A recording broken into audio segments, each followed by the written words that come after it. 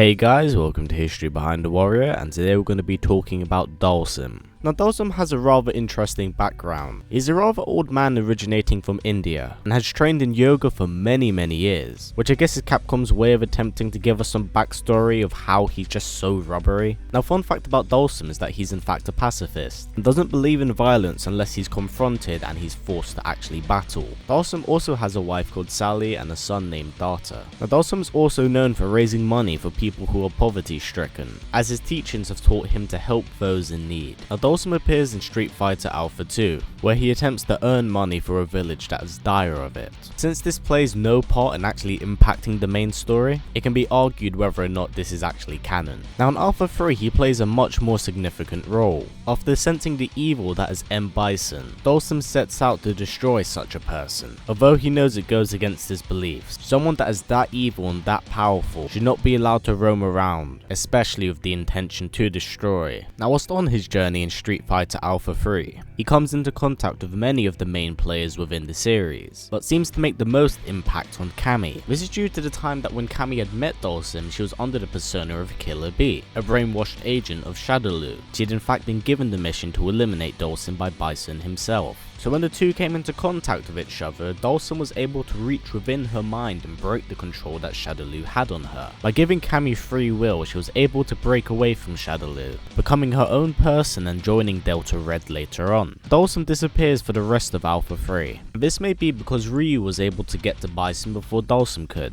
Due to this, Dhalsim returns back home to India. Now Dhalsim does return and make a very brief appearance in Street Fighter 2, in which he enters the tournament held by Bison, as he wishes to get some money for his village, but he finds it extremely hard to want to participate in the tournament, as by participating in a fighting tournament he's contradicting his own pacifistic beliefs. So Dhalsim in fact leaves the tournament extremely early. Now Dhalsim does return in Street Fighter 4, where his village suffers a bit of an epidemic, as a lot of water they get is from a natural river, and it has been blocked off by a dam created by Sin. Knowing that Sin is the weapons division of Shadaloo, Dhalsim would seek out and attempt to find a way to destroy this dam. Now during the tournament, he does come into contact with a fighter by the name of Rufus. Despite the gloating and obnoxious nature of the fighter, Dhalsim is able to defeat him. Now not much is known about Dhalsim's progression in this tournament, and by the time he returns back home, the dam has in fact been removed, so his village now has access to natural water. Now Dhalsim does appear in Street Fighter 5, where he's undergone a bit of a makeover. Now during the events of Street Fighter 4 to 5, Dhalsim has in fact been training with Ryu, as the fighter had been struggling with the Satsue no Hado. So Dhalsim had been training with Ryu in the hopes that he'd be able to overcome such a power, but this comes with time and patience. So between this time gap, Ryu has not yet been able to overcome it. Now in Dhalsim's Street Fighter 5 prologue story, which is very loose in terms of canon might I also add, he takes on a student, a man by the name of Mahesh, and was tutoring the man he's found by Rashid, who's interested in testing Dhalsim's fighting capabilities. Now due to experience, Dhalsim is able to come on top.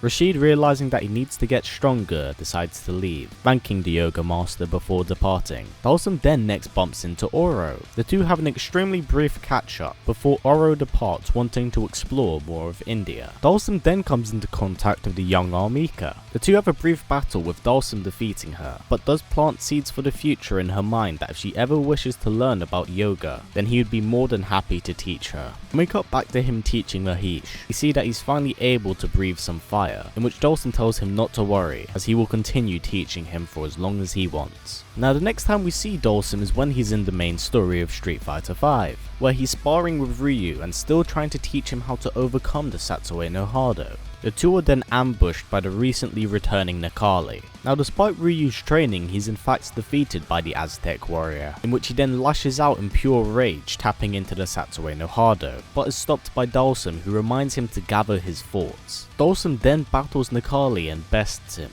Now when the Black Moons appear, Necalli dematerializes. Now Dhalsim is summoned to the Kanzuki household, as Curran wishes to gather the world's best fighters, and discusses about a way to destroy Operation Chains, a project created by Shadaloo that allows M.bison to feed off negative energy and become stronger. So each fighter is assigned the mission of acquiring a chess piece that is apparently a key to stopping this. Now this mission would in fact lead Dhalsim to Alex. This would lead to a fight as Alex mistaked Dhalsim for a mugger. Now after exchanging words, Alex Alex willingly hands over the chess piece to Dhalsim, as the item holds no significant importance to him, in which Dhalsim then forwards the chess piece to Karen. Now Dhalsim is not really seen for the rest of the campaign, making very brief and small appearances, like when Shadowloo's finally destroyed. This is in fact the final glimpse we have of Dhalsim within the canon, as he doesn't appear in later games. And yeah guys, that's really it for Dhalsim. I have to admit I kind of do like this character, but I've never favoured him too much.